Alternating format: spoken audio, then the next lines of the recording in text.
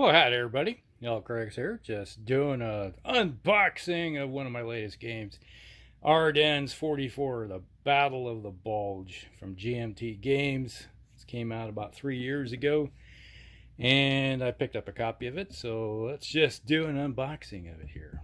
All right, from Mark Sinovich, which I think also did Stalingrad 42. I do believe. Yep. Had to go look real quick, jump the crowd. But yes, he did the Stalingrad 42 game, which I've played before, which is pretty cool.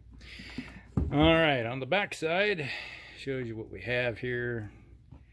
December 16th, 1944. That's when it started. That's when the panzers and everything came across the frontier and entered the battle. All right, so nice little map. Show you what the counters look like. Very similar to probably the Stalingrad 42 system.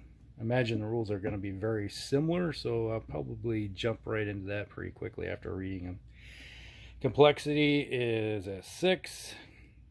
Solitaire playability is a 7, so that's pretty high. That's one of the reasons I picked, because his game seems to be pretty easy to play. It's like when you don't have anybody else to play against, having solitaire play is also kind of nice.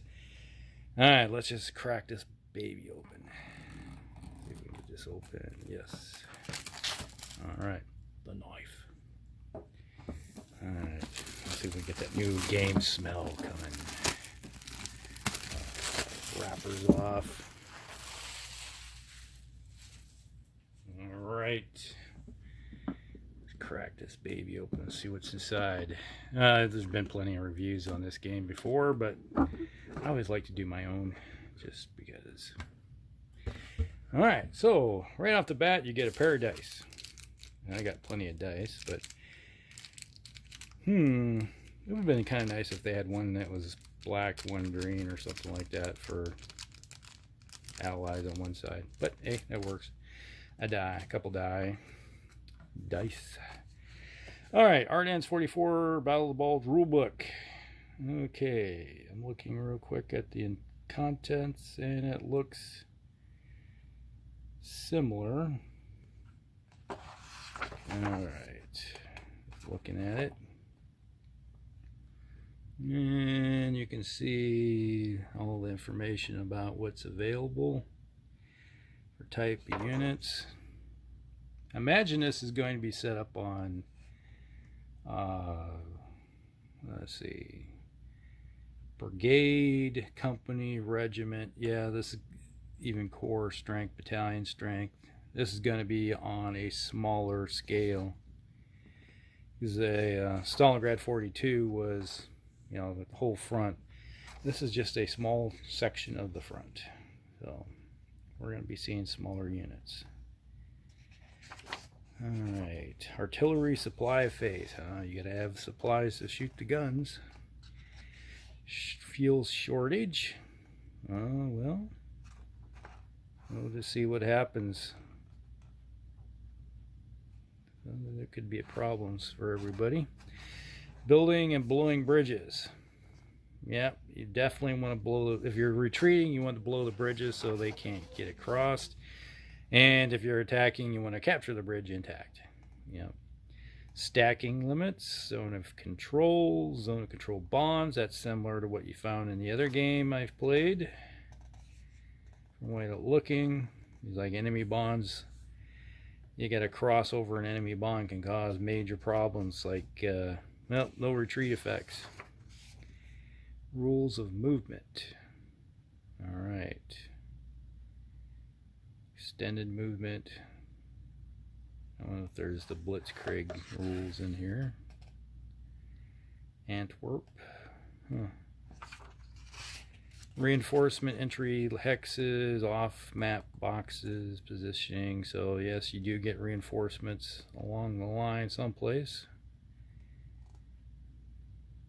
Rules of combat. Combat modifiers.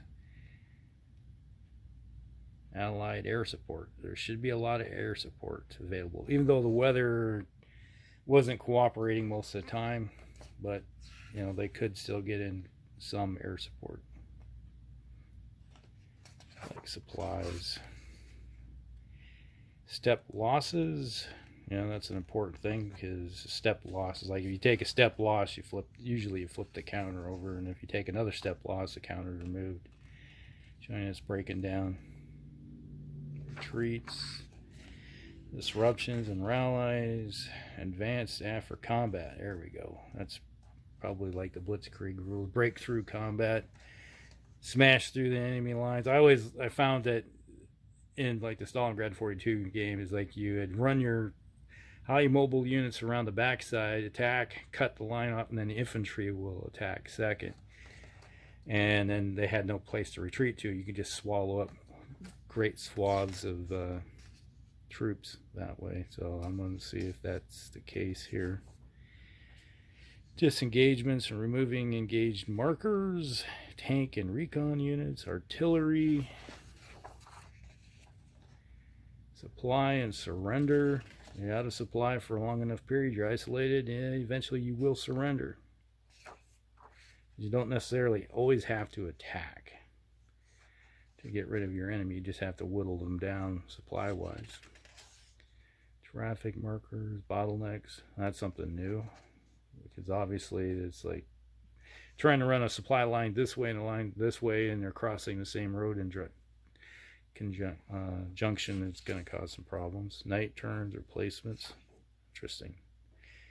So we're going to have a day phase and a night phase, maybe? I'll have to read the rules a little more, but there is a lot of rules so far. We're on page 26.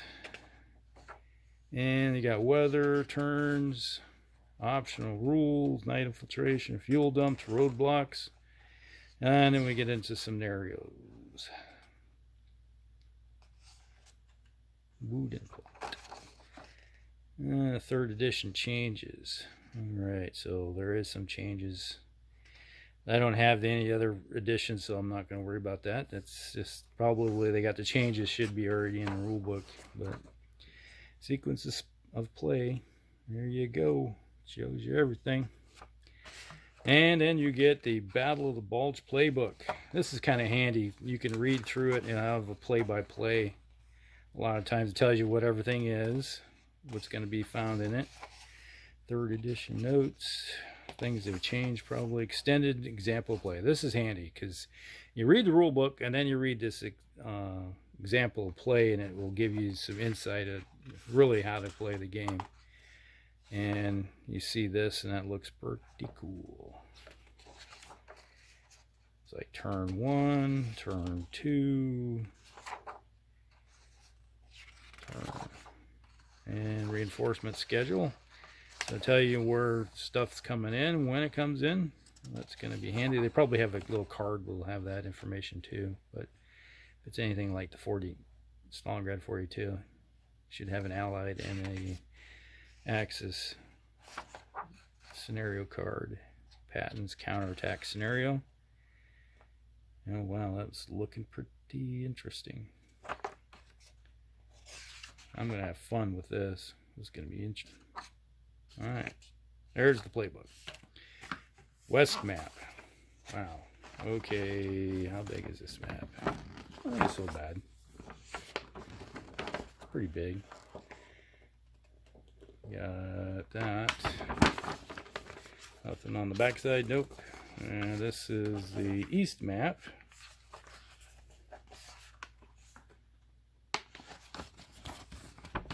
And what we have, this is like, or it could be north and south side of the map too, for that matter. Saint Vith. Okay, right there. Malmedy. Everything's all set up here. There's Bastogne up here. I'm going to lay these out and do a little extra video with that afterwards. Alright, here we go. This is the Battle of the Bulge. This should be the Allied counters. These are probably the British. These are the Americans.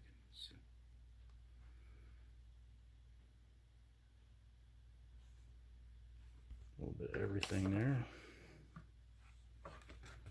And we got some more. These are obviously the Germans with their different type of units.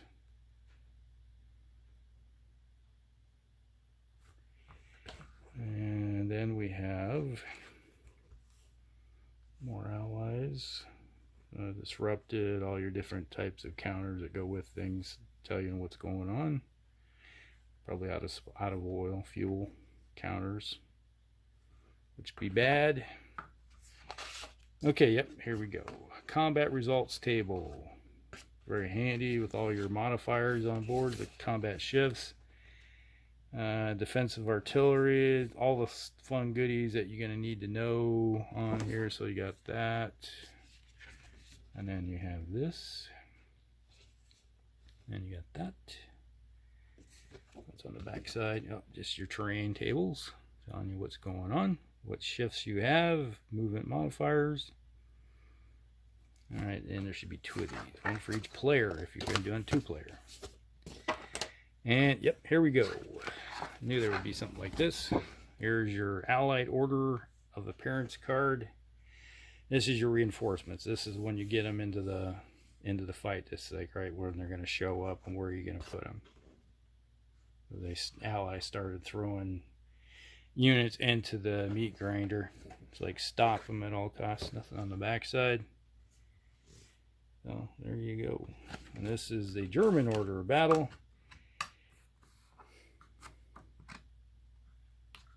I'm out of there. There, got it. Alright, German Order of Battle. Obviously, they don't get as many reinforcements, but on turn 8, they do seem to release a lot of troops into the battle, just trying to force the issue, probably. Turn 27. A lot of these units don't look so... Well, obviously, the Panzer look pretty nasty. And okay, record track.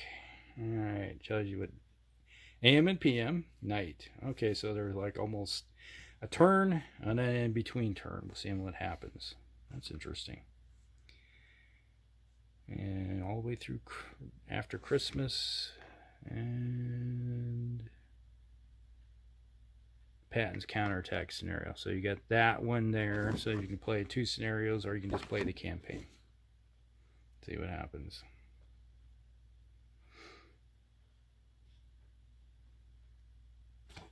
Alright, so that is everything that goes in the box. So what I'm going to do is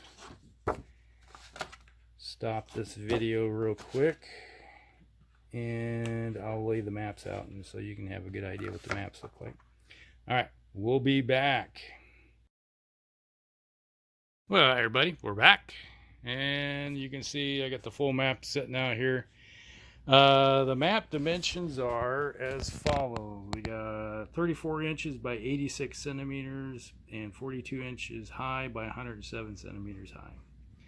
So that gives you basic dimensions of this map. And as you can see here, looks like you got your entry points along the way.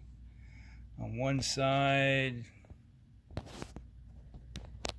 and over here, this is a big map, so it covers a lot of the table.